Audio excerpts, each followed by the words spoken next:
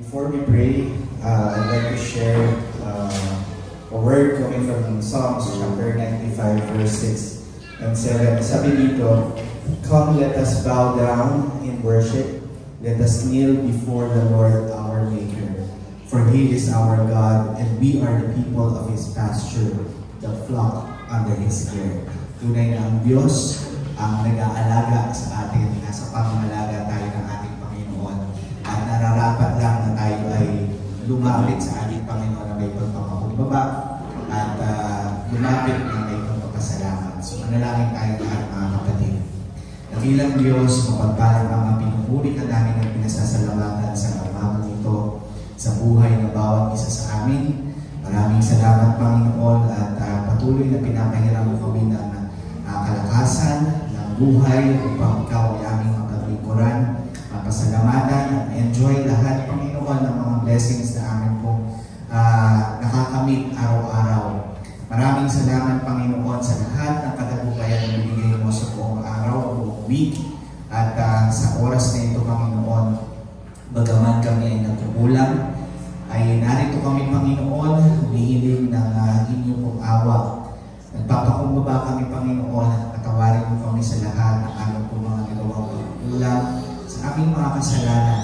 Huwag mo po itong tignan Panginoon, bagkus ang pangangailangan namin sa iyo sa araw na ito.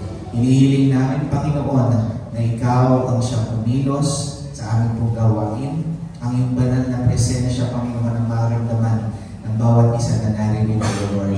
May your Holy Spirit flow freely to each and every one of us this morning.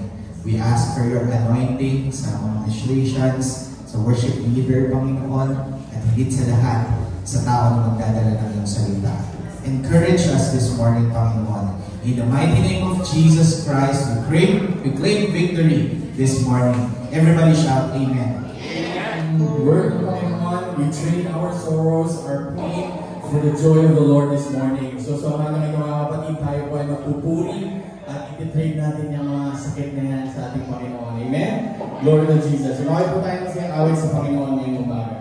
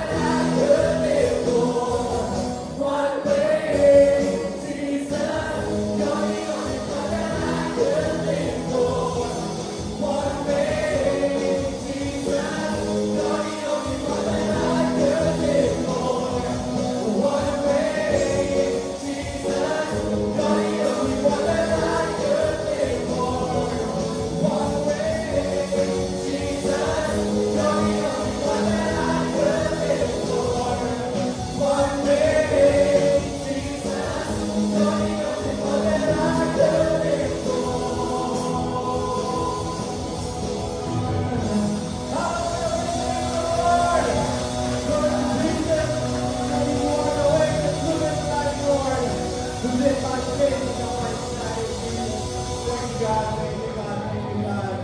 Hallelujah. Pinipin niya ang Panginoon. Patuloy natin sa sambahin ng aming Diyos na buhay. Tunay na napakasarap magpuri sa ating Panginoon. Amen? Glory to Jesus. Praise the name of the Lord.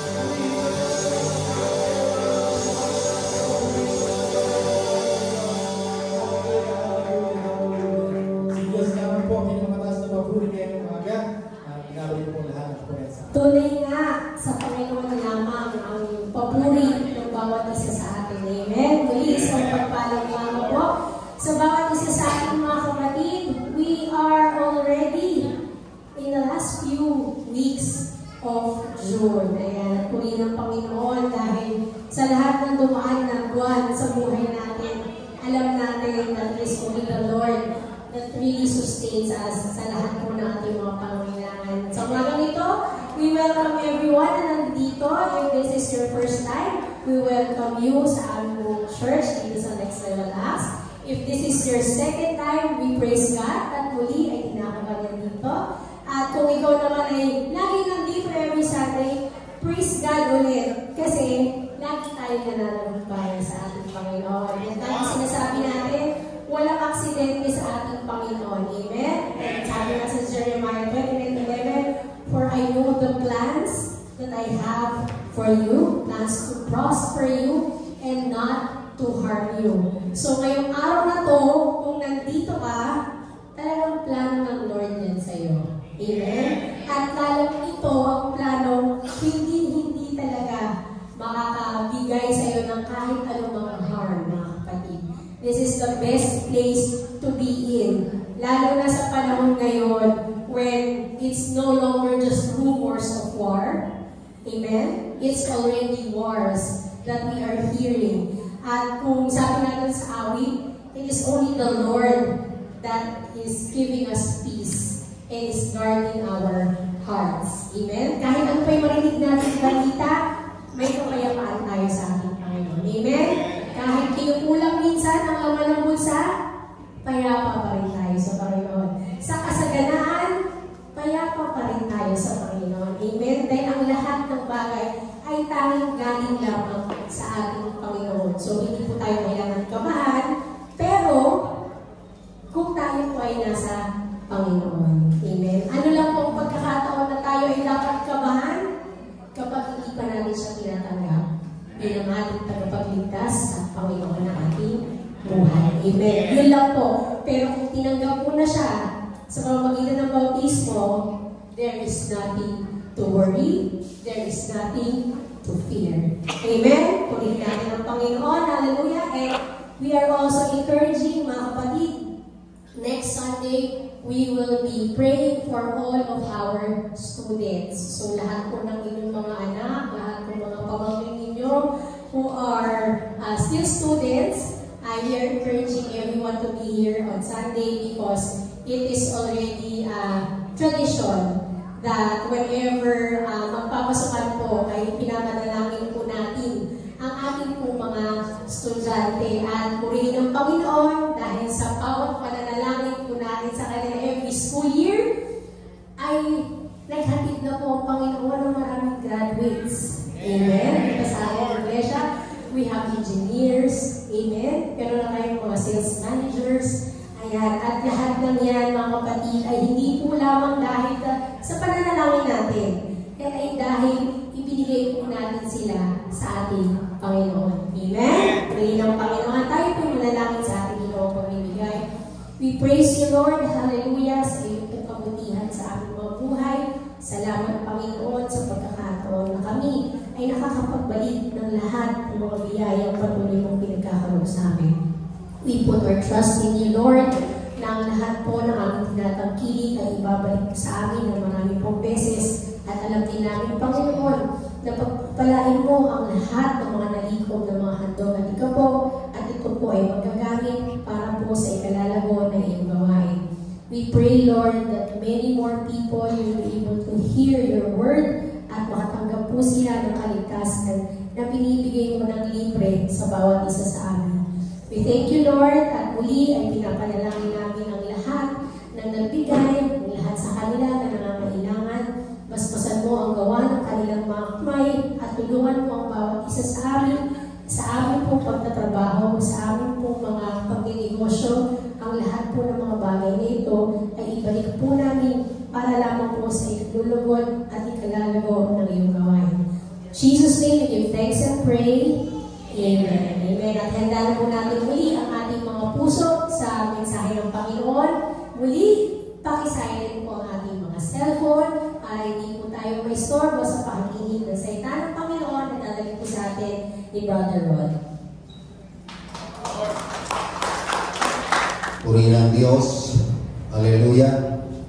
Sa Matthew chapter 28, mga kapatid, verse 19 to 20, ito po ang sinasabi. Dahil dito magsiyayag kayo at gawin ninyong mga alagad ang lahat ng mga bansa na sila'y inyong bautismuhan sa pangalan ng Ama, ng Anak, at ng Espiritu Santo. Turo ninyo sa kanila na kanilang tanapin ang lahat ng mga bagay na iniuutos ko sa inyo, at narito ako'y sumasa inyong palagi hanggang sa katapusan ng sanglibutan. So ang ating tema sa araw nito, mga minamahal, because God equipped you, speak up, the Lord goes with you. Amang Banal na sa langit, marami pong salamat muli sa araw na ito na kami po muli mong tinipon. Malaki po pagpapala ang ibinigay mo sa amin sa araw na ito pag kami, Panginoon, minsan parang banal, makinig ng iyong mga banal na salita. Dalangin po namin, Panginoon, huwag mong tingnan, O Diyos, ang aming mga pagkakamalit kasalanan. Pagkos, mangusap ka sa amin, Panginoon, sa pamamagitan ng mga salita na aming pong pag-aaralan sa araw na ito. Na, O Diyos, hanggang sa pagtatapos namin, ang iyong Santong Espiritu ang siyang kumilos sa bawat isa sa amin. Ito po ang aming samong dalangin sa pangalan ni Jesus, naming katapagligtas. Amen. Purihin ang Diyos, tayo makakaupo mga namin. Mayroon po tayong bisita ngayon. My fellow Tipulana. Ayan, si Sister Madeline. Tingnan mo sa tabi. Wow. Magkakaya naman sa Diyos. Siya na lang nagdadala. Purihin ang Panginoon. Meron akong isang bagay na dalawang word na sasabihin sa inyo, yung salita witnesses at saka witnessing. Ano ba ang pagkakaiba nito?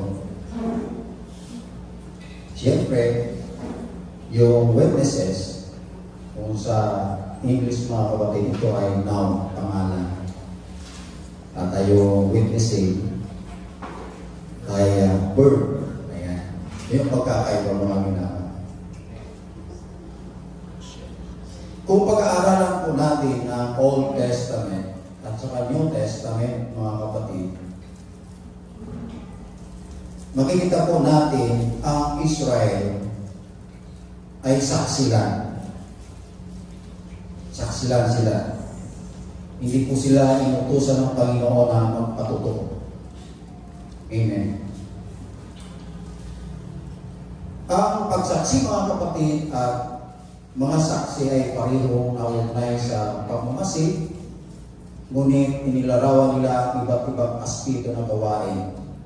Ang pagsaksi ay ang akto na nakikita o nararanasan ang isang bagay o nangyayari, habang ang saksi ay isang tao na nakikita o nakaranas ng isang bagay. Sa madaling salita, mga kapatid, pagsaksi ay ang kilos. At ang isang saksi ay ang tao gaganap ng kilos, konektado sa kaganapan. Parang ganito, mga minamahal. Halimbawa, nasa korte tayo, may mga testigo. Habang wala kayong judge, yung mga testigo ay nakapulang doon. Saksi pa lang siya. Amen. Ngunit kapag pinatawag, uupo na siya doon sa witness stand, may gagawin na siya. Magpapatuto na siya, mga kapatid. Right? Ngayon, mga minamahal, gusto ko ibahagi sa inyo na kung ano po ang contribution ng Israel sa ating pong pananampalataya. Malaking bagay na malaman po natin ito, mga kapatid. Noong last Saturday, yung tinalakay namin yung chapter 1 ng Joel, may isa kami na nagsabi na chapter 1 na Joel ay tumutukoy sa mga may kaugnayan sa mga mangyayari sa mga huling araw. Sabi niya, totoo naman yung mga minamahal. Subalit, bagamat ang Book of Joel ay tumutukoy sa Huda, ngunit ang mensahe ay may kaugnayan talaga kung ano po ang magaganap sa mga huling araw. So,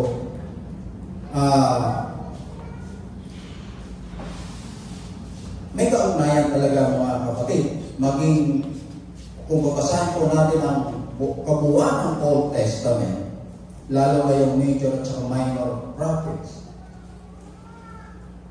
Bagamat tumutukoy ito sa mga Israel, pero ang pinakabuod dito mga kapatid ay mayroong kaugnayan kung ano po ang magaganap sa mga huling araw.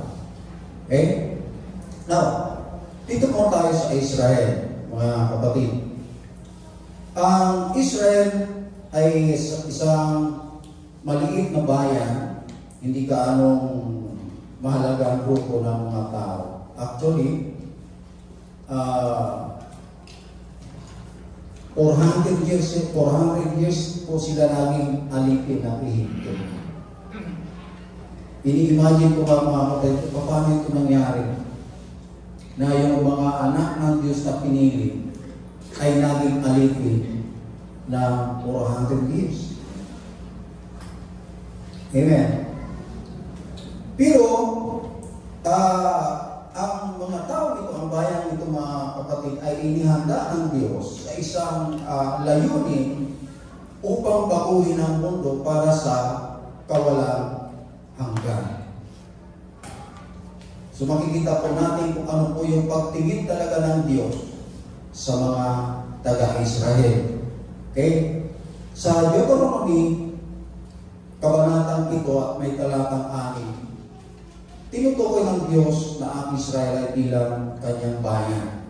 Okay? Sa mga awit, 135 verse 4, sinabi ng Diyos na ang Israel ay kanyang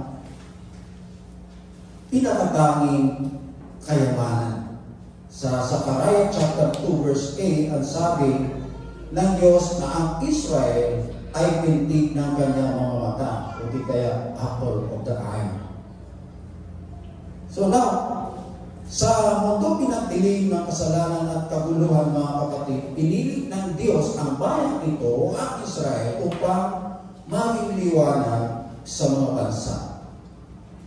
Sila ay tinawag upang maging isang kaharian na mga saserdote na magpapakita ng katangian talaga ng Diyos.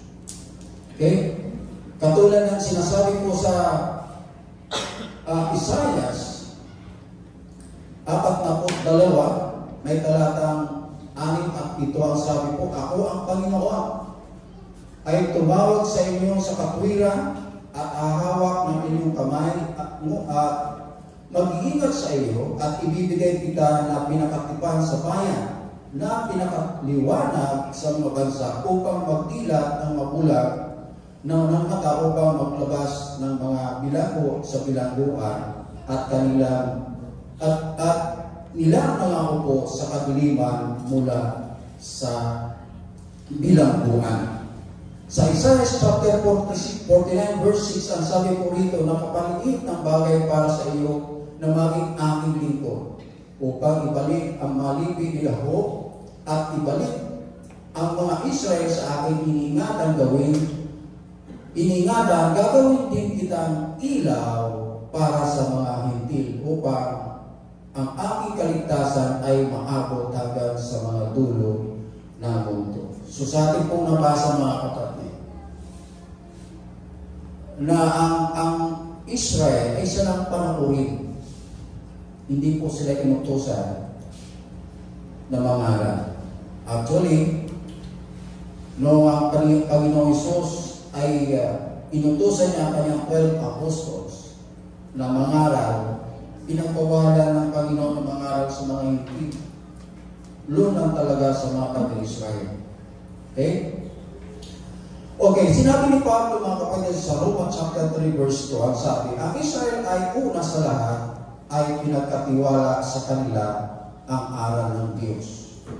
Bilang mga katiwala ng katotohanan ng Diyos, ang Israel ay binigyan ng pribilehiyo, bantayan ang salita ng Diyos, at ito po at sila po ang sisidlan ng mga salita ng Diyos. Okay? Sila po. So malaki pong pagkakaiba natin ang Iglesia kaysa Israel. Now, ihabi po natin ang istruktura ng Israel at sa Iglesia na itinayo ng ating Panginoong Hesus. Sabi sa Deuteronomy chapter 7 verse 6, sapagkat ikaw ay isang banal na bayan sa Panginoon mong Diyos, pinili ka ng Panginoon mong Diyos upang maging bayan sa kanyang sariling pag-aari na higit sa lahat ng mga bayan na nasa ibabaw ng lupa. Now, ano naman po tungkol sa Iglesia ng Diyos? Ang sabi sa Iglesia, mga kapatid, sa Matthew chapter 16 verse 18, ang sabi niya, sa ibabaw ng batong ito ay itatayo ko ang aking Iglesia. So yung Iglesia pala, mga kapatid, pag-aari pala ni Kristo. Kung paano inaring ganap ng Diyos ang Israel na kanyang pag-aari, ang Iglesia din, mga kapatid, sinasabi ng Panginoon na ito po ay kanya. Pero makikita po natin ang uniqueness nito, yung bayan ng Diyos, Israel, at sa yung Iglesia. May malaking pagkakaiba, mga kapatid. Kasi sa 1 Corinthians chapter 27, ang sabi rito, kayo nga ang katawan ni Kristo at bawat isa'y sama-sama mga sangkap niya. Nakita yung pagkakaiba? Halimbawa, yung pintas mo nasa liig mo. Yung higaw mo nasa tainga mo. Yung porsilas mo nasa kamay mo. Pag-aari mo yan. Pero hindi sangkap ng iyong katawan. So nakikita niyo, mga kapatid, yung pagkakaiba talaga. Yung Iglesia, sabi niya, yung Iglesia, ito ay sangkap ng katawan. Samantalang yung Israel, mga kapatid, ay pag-aari ka. So nakita natin yung pagkakaiba. Ang Israel, makita po natin, saan nagsimula ang Israel? Ang Israel po ay nagsimula sa isang tao. Kung saan ang 12 tribo ay nag-exist mula kay Abraham at tinawag ito bayan ng Diyos. Ganon din ang Iglesia, mga kapatid, o ang church ay nanggaling sa isang tao lang, kay Kristo. Okay? Nang sabihin ng Panginoon kay Pedro, sa ibabaw ng batong ito ay itatayo ko ang aking Iglesia. Sinimula niya ang pagtatayo nito sa 12 apostles na kanya po pinili. Amen. Nung pinili niya ito, mga minamahal, ay kanya itong sinanay at inihanda sa isang malaking misyon. Ayan. Ang Israel, wala po silang misyon. Pero ang Iglesia, pinili talaga ng Diyos, may misyon. Gagawa talaga. Okay? Kaya pagkatapos na mabuhay na maguli ang ating Panginoon sa Kristo galing sa mga patay, nagpakita po ang Panginoon sa kanyang mga alagad sa iba't ibang kaparahanan. Sa Matthew chapter 27, verse 17-18, sa loob ng 40 days, bago siya po umakyat ng langit, inayos po niya ang pananampalataya ng mga alagad. Sapagkat mabasa po natin yan, may mga alagad pa talaga na hindi stable yung kanilang pananampalataya sa Diyos. Inayos niya yun bago po siya umakyat ng langit. Nung inayos ng mga kapatid, pagkatapos ito, inutusan sila na humayo upang gawin mga alagad ang lahat ng mga bansa. Okay? At ang araw ang Panginoon at tatanggap sila ng kapangyarihan pagdating ng Espiritu Santo. Acts chapter 1 verse 8. So kailan po ito nangyari, mga kapatid? Ang Acts chapter 2, makita po natin, araw ng Pentecostes, sa ilalim ng kapangyarihan ng banal ng Espiritu Santo, ipinangaral ni Pedro ang unang sermon ng Ebanghelyo sa maraming tao. So ano po nangyari?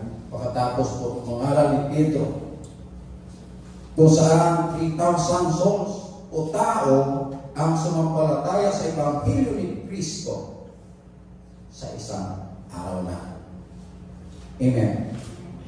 At simula po sa araw nito, sa araw na iyon, ang unang birthday ng Iglesia. Okay? Sa makatuwid, ang Iglesia, mga kapatid, ang church ay ang koleksyon ng lahat ng mga tao na sumasampalataya sa Ebanghelyo ng ating Panginoon. Amen. At simula sa 3,120 na kaluluwa, sabi sa Acts chapter 2 verse 47, idinaragdag sa kanila ng Panginoon araw-araw yahong nangangaligtas. Kung araw-araw idinaragdag ng Panginoon ang nangangaligtas, ibig sabihin, araw-araw ipinapangaral ang Ebanghelyo ng ating Panginoon. Okay? Amen.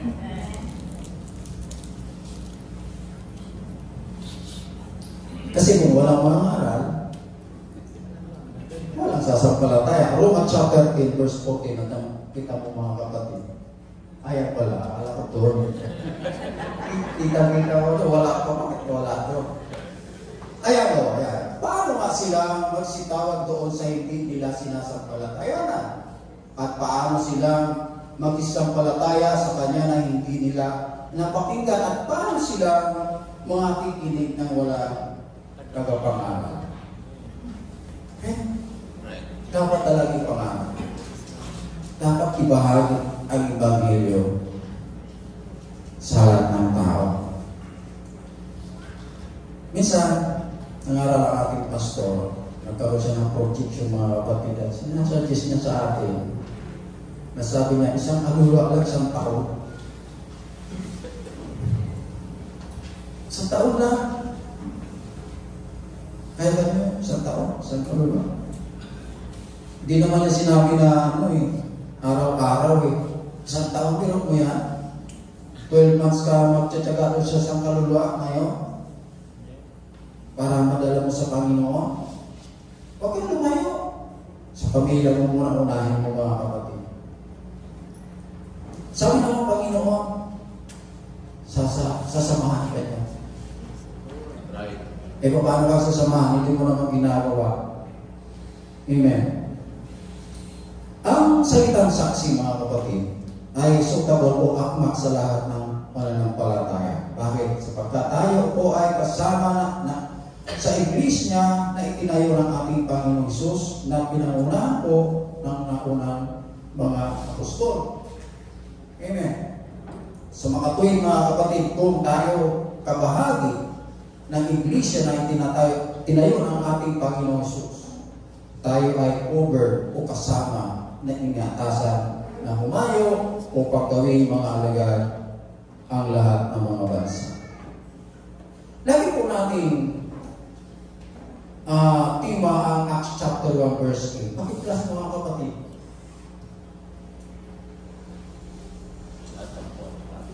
Ayan.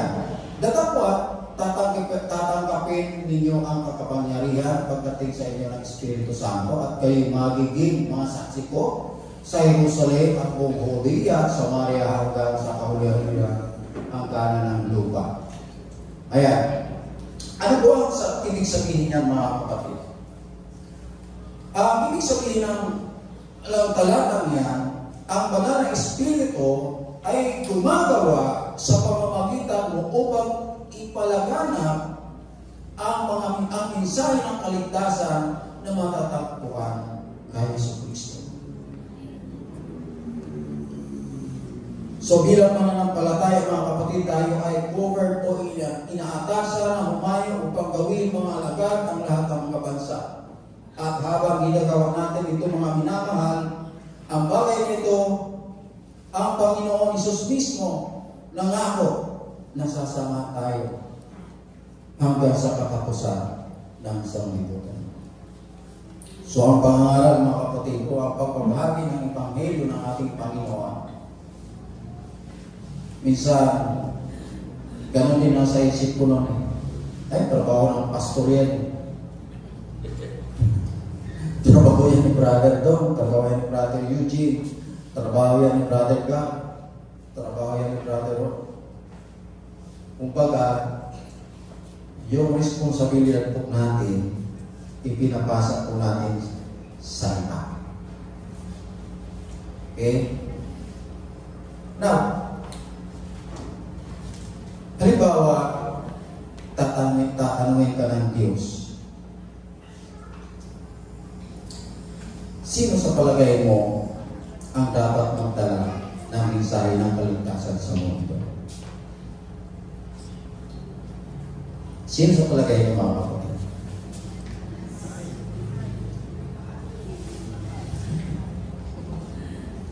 Kung akong tatanungin mga minamahal, madali lang ang aking sagot. Alam niyo kung ano sasagot ko sa tanong niya? Anghel.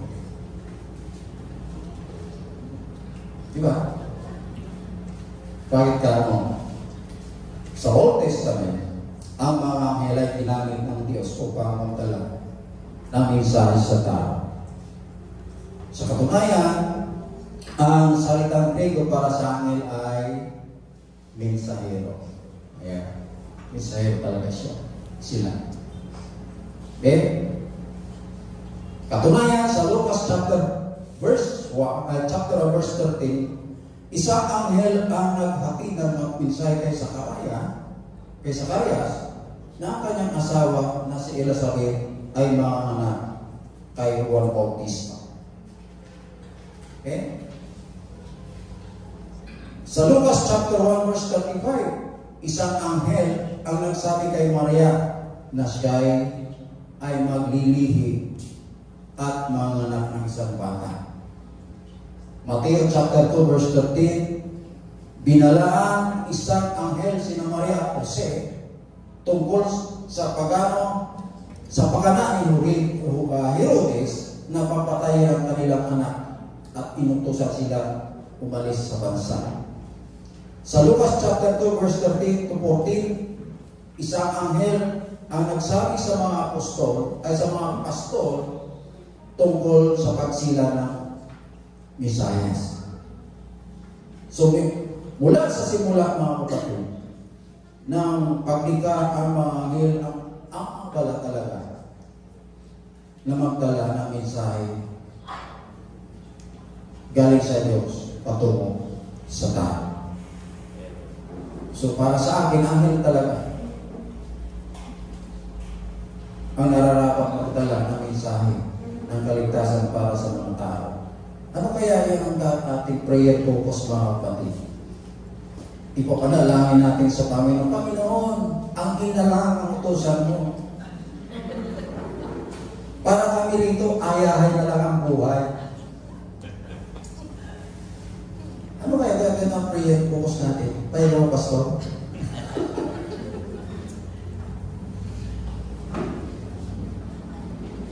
Ipasa na lang natin yung responsibilidad natin sa anghel. Kasi, mensahe mo naman sila, di ba? Pero isipin mo mga kapatid, ilang tao ang alam mo naligtas dahil sa pagdalaw ng anghel? Hindi mapasok ko tayo, no? Wala. Okay? Wala. Oh. Okay, take the case of Cornelius mga kapatid. I-plus mo kapatid ka. Acts chapter 10.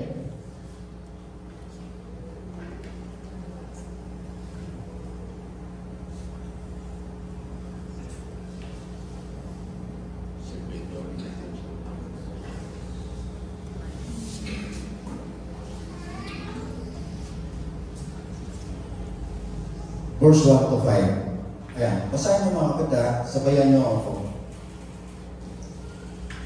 Sabi rito, may isang lalaki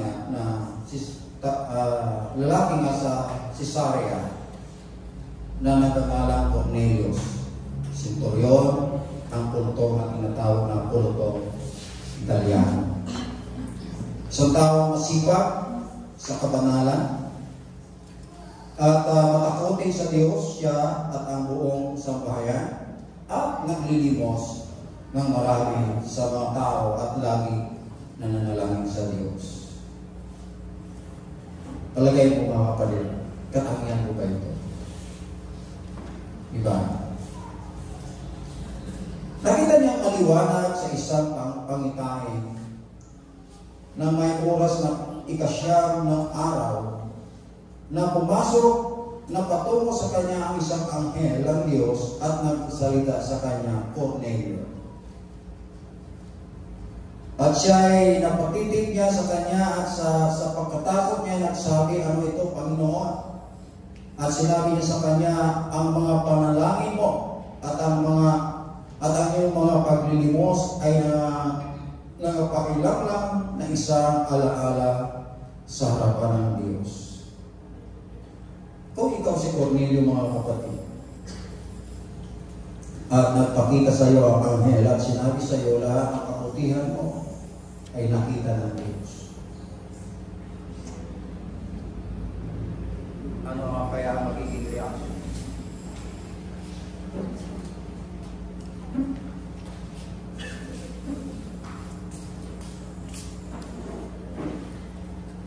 Okay.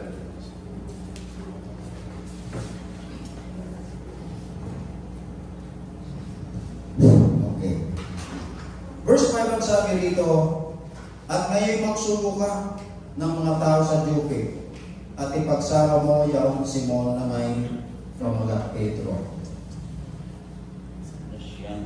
Dito mga kapatid, pinersonal ko ng anghel si Cornelio at inihayag ng anghel kung paano nakita ng Diyos ang kanyang kabutihan.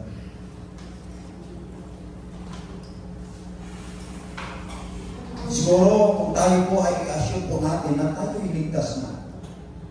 At sa kanyang pag-uusap mga kapatid, hindi sinabi na anghel, okay, Cornelio, ito na lang ang kulang sa'yo. Manampalataya ka sa Ebanghelyo, magsisi ka, magbautismo ka sa pangalan ni Jesucristo. Sa kapatawaran ng iyong kasalanan, at ikaw maliligtas. Hindi sinabi ng anghel dito mga kapatid. So tumayin natin mga kapatid ang Acts chapter 11. Verse 13 to 14. At kanyang sinaysay sa amin kung paano nakita niya ang anghel na nakatindig sa kanyang bahay na nagsabi, magsuko ka sa Joppe at ipagsama mo si Simon na may pamagat na Pedro, na siya magsasaysay sa iyo ng mga salita na ikaliligtas mo, ikaw at ang buong sambahayan. So galing po pala kay Pedro yung isang mensahe na galing sa Diyos para sa kaligtasan ng pamilya ni Cornelius. Amen. So ano yun? Balikan po natin ang Acts chapter 10 verse 34. Basahin po natin. Ayan. At ginawa ni Pedro ang kanyang bibig at sinabi, tunay nga natatalastas ko na hindi nagtatangi ang Diyos sa mga tao. kundi sa bawat bansa siya na may takot sa Kanya at gumagawa ng katwiran ay kalugod-lugod sa Kanya. Ang salita na Kanyang ipinadala sa mga anak ni Israel na ipangaral ang Ebanghelyo ng kapayapaan sa pamamagitan ng Jesucristo, siya'y Panginoon ng lahat. Talastas ninyo ang salitang ito na nahayag sa buong Hudiya, magbuhat sa Galilea pagkatapos ng bautismo na ipinangaral ni Juan. Sa makatuwid bagay si Jesus na taga Nazaret kung paano siya'y pinahiran ng Diyos ng Espiritu Santo at ang ng kapangyarihan na naglilibot na gumagawa ng mabuti at nagpapagaling sa lahat ng mga pinahirapan ng diablo sapagkat sumasa Kanya ang Diyos. Ang mga saksi kami sa lahat ng mga bagay na ginawa niya sa lupain ng mga Hudyo at sa Jerusalem, na siya'y namay kanilang pinatay, na siya'y ibinitin sa isang punong kahoy. Siya'y muling ginuhay ng Diyos na ikatlong araw at siya'y ipinalagang mahayag. Hindi sa buong bayan, kundi sa mga saksi na hininang ng Diyos ng una sa makatwid bagay sa amin. Sinasabi talaga naman ni Pedro rito na sila ang unang mga saksi. Okay? Pagkatapos na siya muling mabuhay sa mga patay, at sa amin ipinagpili niya na mangaral kami sa bayan at sasaksihan na siya ang itinalaga ng Diyos na maging hukom ng mga buhay at mga patay. Siya ang pinatutuhanan ng mga propeta na ang bawat sumasampalataya sa Kanya ay magkakamit ng kapatawaran sa mga kasalanan sa pamamagitan ng Kanyang pangalan. Samantalang nagsasalita si Pedro ng mga salitang ito, ay bumaba ang Espiritu Santo sa lahat ng sa lahat ng nakikinig na salita. So makikita po natin dito mga kapatid na ang anghel talaga hindi po siya ang inatasan para magdala ng mensahe ng kaligtasan. Sa ating binasa mga kapatid, mayroong dalawang dahilan kung bakit ang mga anghel ay hindi mga modernong mensahe ng Ebanghelyo. Number 1, hindi po sila kinomisyon ng Diyos ang mga anghel para maging mensahero ng Ebanghelyo. Tao ang inatasan ng Diyos na ipangaral ang Ebanghelyo sa buong sanglibutan. Marcos chapter 16, 15 to 16. Ayan mga kapatid. At sinabi sa kanila, magsiyahid kayo sa buong sanglibutan at inyong pangaral ang Ebanghelyo sa lahat ng pinapal, ang sumasampalataya at mabautismo ay malilitas, datapat ang hindi sumasampalataya ay parusahan. So ang tao, hindi po ang anghel ang siyang kinomisyon ng Diyos para magdala ng Ebanghelyo ng ating Panginoon. Pangalawa, at marahil malaking dahilan mga kapatid kung bakit ang mga anghel ay hindi mga modernong mensahero ng Ebanghelyo dahil ang mga anghel ay wala patutuo. Tayo kayo may patutuo mga kapatid? Yes.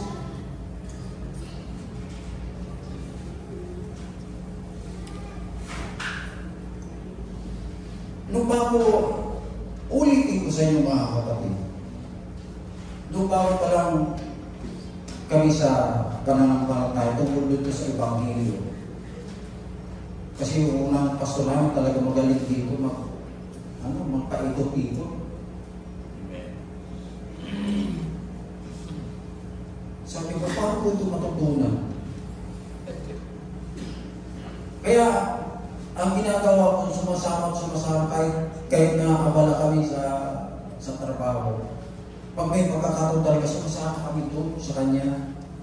Yun ang gusto kong talagang maring sa totoo lang. Kung paano ihayag yung Ebanghelyo, tinanggap ko rin.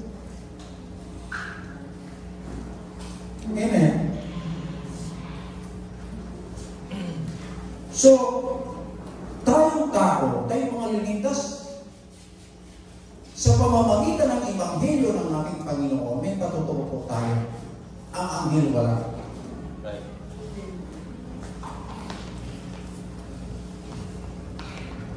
Simulan mo kapatid sa Acts chapter 26. Makikita po natin dyan mga minamahal. Pagtsagaan yan, buong chapter yan.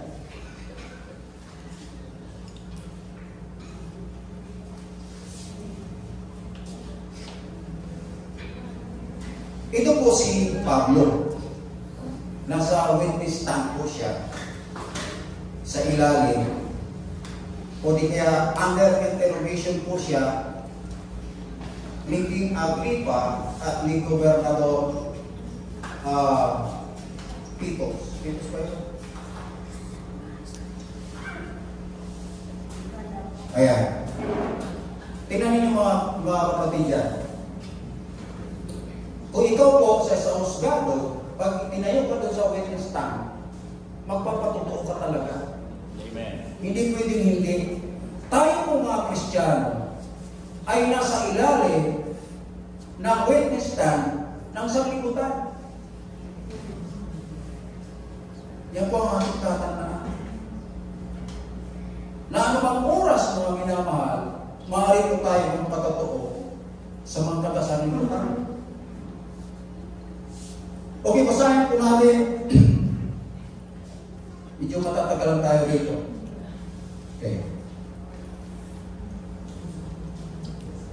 Ito si Pablo.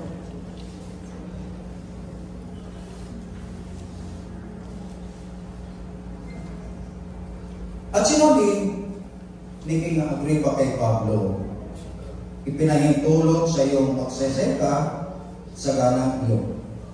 Na magkagayoy, pinuunang ni Pablo ang kanyang kamay at ginawa ang kanyang pagsasangkala. Ayan. Pagsasangkala.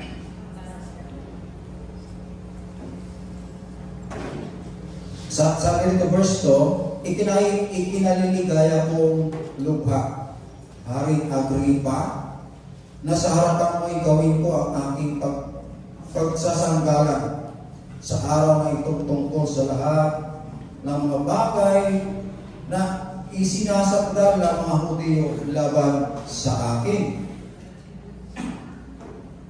Lalong-lalo na sapagkat bihasa ka sa lahat ng mga ugalian at mga suliranin na mayroong ang mga Hudyo, kaya nga ipinamamanig ko sa iyo na pagdalitaan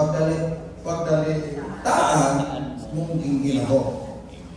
Ang aking pamumuhay mula sa aking pagkabata na namunay inugali ko sa gitna ng aking bansa sa Jerusalem ay nalalaman ng lahat ng mga Hudyo na napatatalastas nila mula sa pagpuna kung ibig nilang magsisaksi na alisunod sa lalong mahigit na sikta ng aming religiyon ay nabuhay ako isang Pariseo. At ngayon ay nakatayo ako upang hatulan dahil sa pag-asa sa pangakong ginawa ng Diyos sa aming magulang. Dahil sa pangakong ito ay aming 12 angkan ay buong puso nagsisipaglingkod sa Diyos, gabi at araw, na iisang kakamtin. At tungkol sa pag-asa nito ay sinasakdal ng mga Hudyo o hari. Bakit inakala ninyo ito'y hindi mapapaniwalaan kung binubuhay ng Diyos ang mga patay? Tunay na ako ay may nag-isip na dapat akong gumawa ng maraming mga bagay laban sa pangalan ni Jesus na taga-Nazaret. At ginawa ko rin ito sa Jerusalem at kinulong ko sa mga pilatuan ang marami sa mga banal pagkatanggap ko na kapamahalaan sa mga pangulong saserdote at sila'y ipinapapatay ay ibinibigay ko ang aking pagsasakayong laban sa kanila. So makita po natin si Apostol Pablo, hindi pa po siya tinawag ng Diyos, Hindi po siya ordinarong kriminal. Bakit? Kasi pinamatay niya yung mga mananampalataya. Amen. At madalas sa pagpaparusa ko sa kanila, sa lahat ng mga sinagoga, ay pinilit ko sila'y magsibangso at sa totoong pagkagaling ko sa kanila ay sila'y pinag-usig ko hanggang sa mga bayan ng ibang lupain. Hinggil dito sa paglalakbay ko patungo sa Damasco, nataglay ang kapamahalaan at pili ng mga pangulong saserdote na tanghalian ay hari, ay nakita ko sa daanan isang ilaw na mula sa langit na lalong maningning kaysa araw at lumiwanag sa palibot ko at ang mga nagsisipaglakbay na kasama ko. At nang mga pasubsob sa lupa kaming lahat ay narinig ko ang isang tinig na nagsasalita sa akin sa wikang Hebreo, Saulo, Saulo, bakit mo ako pinag-uusig? Mahirap sa iyo ang sumikat sa matulis. At sinabi ko, sino ka ba, Panginoon? At sinabi ng Panginoon, ako'y si Jesus na iyong pinag-uusig. Tatapat, magbangon ka at ikaw ay tumindig sa inyong mga paa sapagkat dahil dito'y napakita ko sa inyo upang ihalal kitang ministro at saksi din naman ng mga bagay na nakita mo sa akin at ang mga bagay na nagpapakitaan ko sa iyo na ililigtas kita sa bayan at sa mga hintil sa kanila'y isusugo kita. Upang idilan mo ang kanilang mga mata upang sila'y magbalik sa ilaw mula sa kadiliman at mula sa kapangyarihan ng Satanas hanggang sa Diyos, upang sila'y magsitagkap ng kapatawaran ng mga kasalanan at ang mga mana sa kasamaan ng mga pinapaging banal sa pamamagitan ng pananampalataya sa akin. Dahil nga dito, o Haring Agripa, hindi ako nagsuway sa pangitain ng kalangitan, kundi nangaral akong una-una sa mga Damasco at sa Jerusalem din naman at sa buong lupain ng Judea at gayon din sa mga hintil at sila'y mga sisisi at mga balik loob sa Diyos na magsigawa ng mga gawang karapat-dapat sa pagsisisi. Dahil dito'y hinuli ako ng mga Hudyo sa templo at pinagsikapang ako'y patayin. Nang aking tamuhin nga ang tulong mula sa Diyos, na natindi ako hanggang sa araw na ito na nagpapatotoo sa malilim na gayon din sa malalaki na walang aking sinasabi anuman kundi ang sinabi ng mga propita at ni Moses na mangyayari. Kung paano na ang Kristo ay kailangang maghirap at kung paano siya muna sa pamamagitan ng pagkabuhay na magmuli ng mga patay ay magtatanyag ng ilaw sa bayan at gayon din sa mga hintil. At ang magawa niya yaong gayon, ang kanyang pagsasandala ay sinabi ni Festo ng malakas ng tinig, Pablo, ikaw ay ulul. Ang kalakha ng tunong mo ay sa iyo'y nagpapakulul. Datapot sinabi ni Pablo, hindi ako ulul, kagalang-galang ng Festo, kundi nagsasalita ako ng mga salitang katotohanan at kahinahunan, sapagkat nalalaman ng hari ang bagay na ito, na sa kanya'y nagsasalita naman ako sa buong laya, sapagkat naniniwala ako na sa kanya'y walang naliligid sa mga bagay na ito, sapagkat ito'y hindi ginawa sa isang sulok. Haring Agripa, naniniwala ka baga sa mga propita? Nalalaman ko naniniwala ka. At sinabi ni Agripa kay Pablo, sa kakaunting paghikayat ay hindi mo ako maging Kristiyano. So nakita po natin ang pagpapatutuo ni Pablo si Pablo nagpatotoo kung paano siya tinawag ng Panginoon.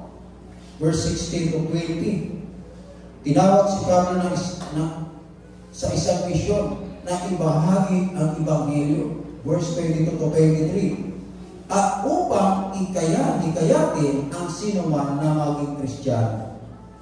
Verse 27 to 29. Amen. So alam niyo mga kapatid, ang anghel ay hindi pwedeng magbahagi ng salita o ng Ebanghelyo ng Panginoon. Kasi hindi po sila inutusan para nito. At ang mga anghel, mga kapatid, hindi pwedeng umawit ng Amazing Grace, how sweet the sound that saved a wretch like me. Hindi po nila pwedeng kantahin yun. That's right.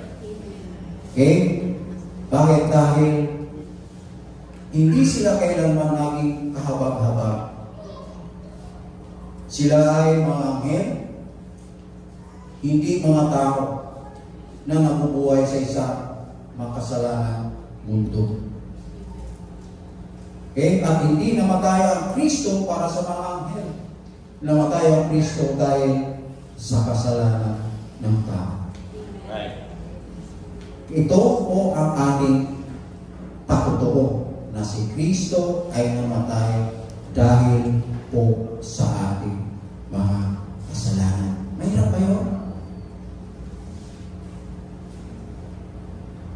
Ito ang patotoo na sasabihin natin sa iyo mga kapatid. Na ang buhay ko noon ay isang sira. Isa ako po sakal na makasalanan na katulad mo. At isang araw, nakilala ko si Hesus Kristo at binago niya ang aking buhay. Isang patotoo. So sa parehong paraan, kung binago kanya, maaaring baguhin din siya. Dahil sa patotoo mo mga kapatid. So ang ating mga patotoo ay mahalaga. Dahil ang tao mga kapatid ay may posibilidad na maging restricted kung tayo po nagpapatotoo sa kanila. Maaari niyang may ugnay ang kanyang sarili sa buhay mo. Kung may patotoo ka, ay kung wala, yun ang problema mga kapatid. So ang tawag dito mga kapatid ay empathy. Na inilalagay mo ang sarili mo sa posisyon ng iba. Alam mo, ito ang unang ginawa ng ating Panginoong Hesus. Ito ang halimbawa na ginawa niya. Basahin po natin sa Hebrews chapter 2 verse 17. Ayan po.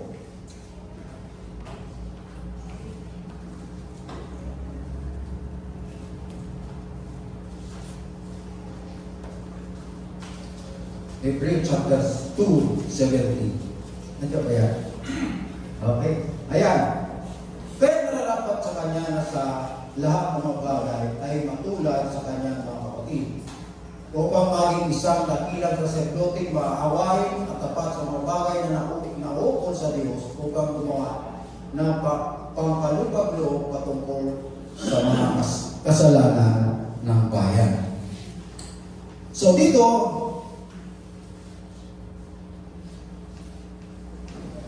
malalaman po natin kung bakit nagkatawa-tawa ang ating Panginoong Hesus. Kailangan maranasan ng ating Panginoon ang lahat ng pag-ibaka at pagdurusa ng sangkatawang dulot ng kasalanan.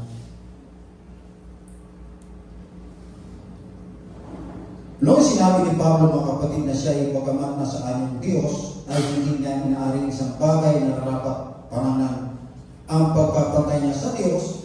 Nangangahulugan mga kapatid na inilagay ng Diyos kung bakit po siya katawang tao, ilinigay niya ang kanyang sarili sa tao. At nung nararanasan niya mga kapatid kung paano tuksoin ang sanglibutan, Yun po ay pinagtiisan niya hanggang sa kamatayan sa krus.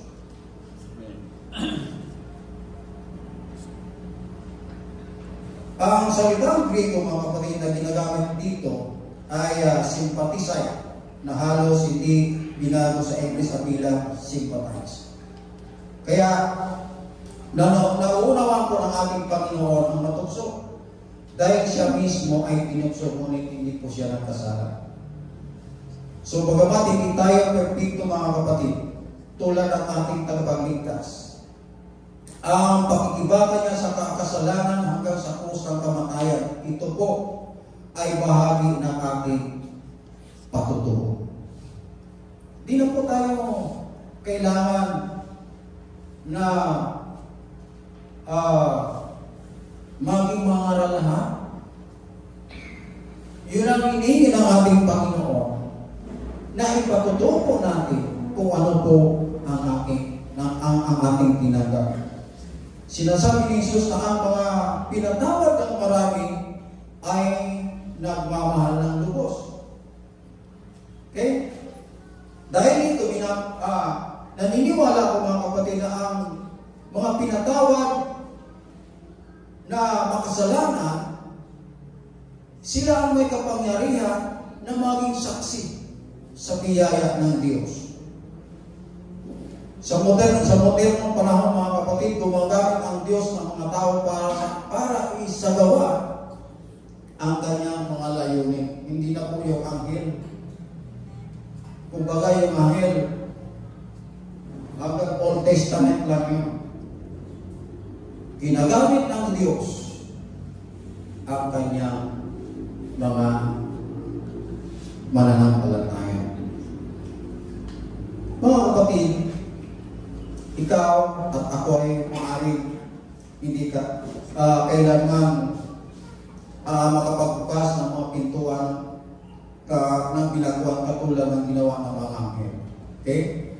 O isara ang mga bibig ng leon sa araw ni Daniel. Ngunit mayroon tayong kanta, mga kapatid. Ulitin ko, mayroon po tayong kanta. Amazing Grace, how sweet the sound that saved the wretch like me. Ito po ay hindi kayang kantahin ng mga anghel. Kasi kung kakantahin na nila ito, magiging sila sinungaling. Okay? Mayroon tayong misyon, mga kapatid, na hindi kwalipikado ang mga anghel. Ang ministeryo ng pagkakasundo ay inaatak sa lahat ng mga Kristiyano, hindi sa mga anghel.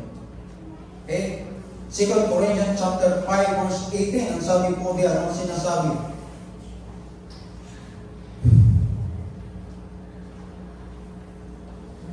First, 2 Corinthians chapter 5, 18 to 20. Ayan.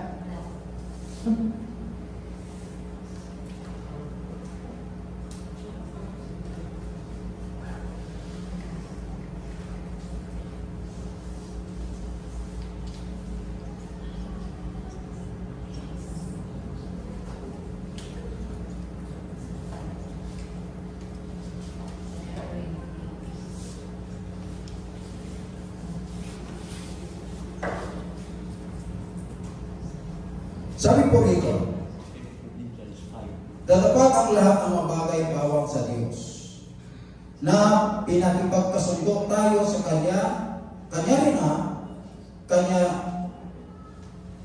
dadapat ang lahat ng mga bagay ay bawang sa Diyos, na pinakipagkasundo tayo sa Kanya rin sa pamamagitan ni Kristo, at ibinigay sa amin ang ministeryo sa pagkakasundo. Sa pagkakibagay na ang Diyos kay Kristo ay pinakipagkasundo ang sanglibutan sa Kanya rin, na hindi ipinilang sa kanila ang kanilang mga kasalanan, at pinagkatiwala sa amin ang lahat ng pagkakasundo. Kami ngayong mga sugo sa pangalan ni Kristo, sa pangalan ni Kristo, nawaring namamanhid ang Diyos sa pamamagitan namin,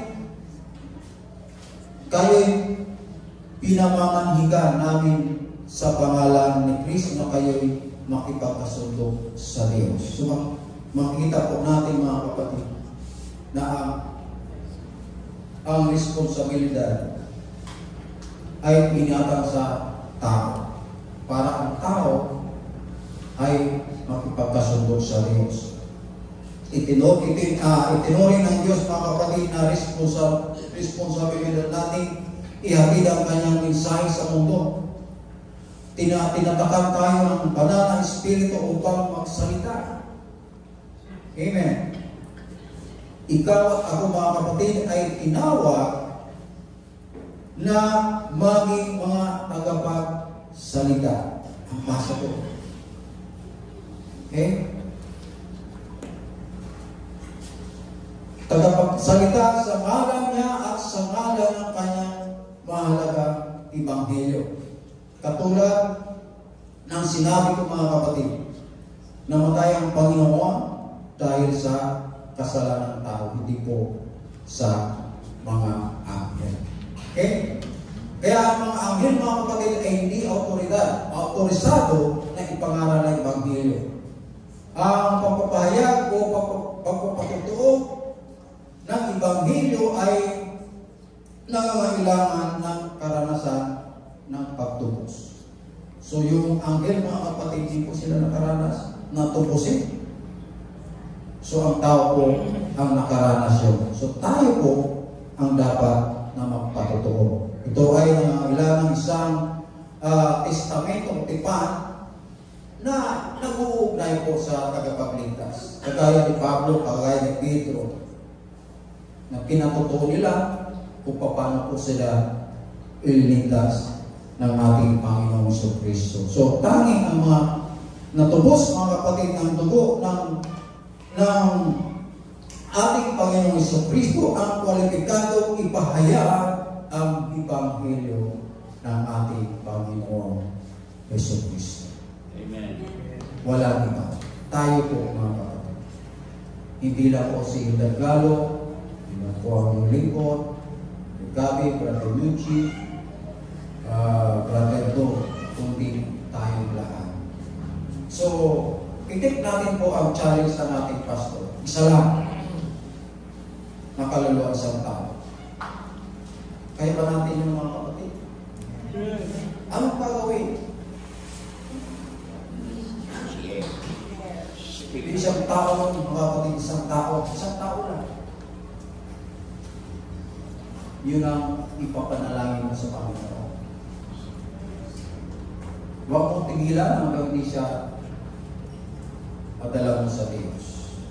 Yun po ang ating misyon bilang Kristiyano at yun po ang ating responsibilidad. Tayo lahat ay tumayong mga I just want to speak the name of Jesus over every fear and anxiety, to every soul captive by depression. I speak Jesus,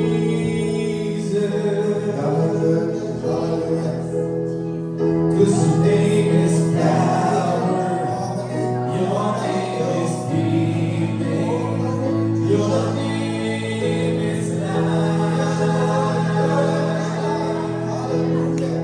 Shine through the storm, shine through the shadows, burn like a fire.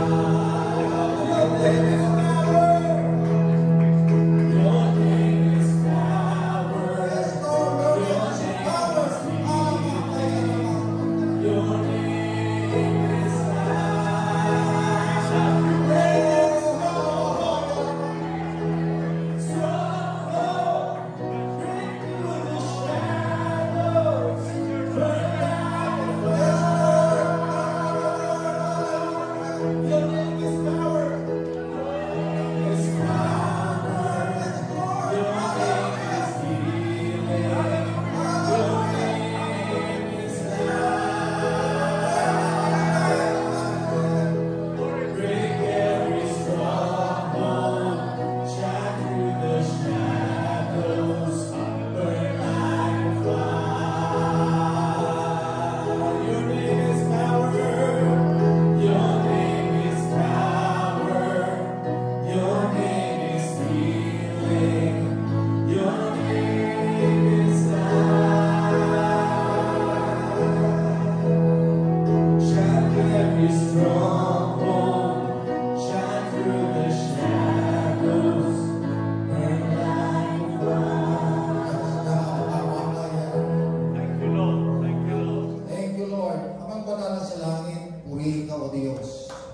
Hallelujah. At Panginoon, kami po ay muling manghahawakan sa iyong mga salita na sabi mo sa chapter 1 verse 8 na tatanggapin namin ang iyong Espiritu Santo, na ito po ang magiging dahilan, Panginoon, upang kami maging instrumento sa pagdadala ng iyong banal na Ebanghelyo. Maraming salamat, Panginoon, sa muling pagsama mo sa amin. Nawa, Panginoon, ay nangusap ka sa bawat isa sa amin, Panginoon. Tulungan mo kami sa bagay nito, Maraming salamat. At muli kami tumadalangin sa aming pansamantalang pag-iwalay at sa aming pag-uwi sa aming mga tahanan kung paano po kami ligtas na dinala rito po Diyos. Ligtas mo po silang dalhin sa kanilang mga tahanan. At nawa sa susunod naming gawain, Panginoon, dala namin ang tagumpay na aming patutuon na ikaw lamang, Panginoon, ang dapat maluwalhati. Hallelujah. Ito po ang aming samot dalangin sa pangalan ni Kristo naming tagapagligtas. Everybody say Amen. Tapos po natin ang ating mga namin at tapusin paalam na ang Santong Espiritu ang sumainyo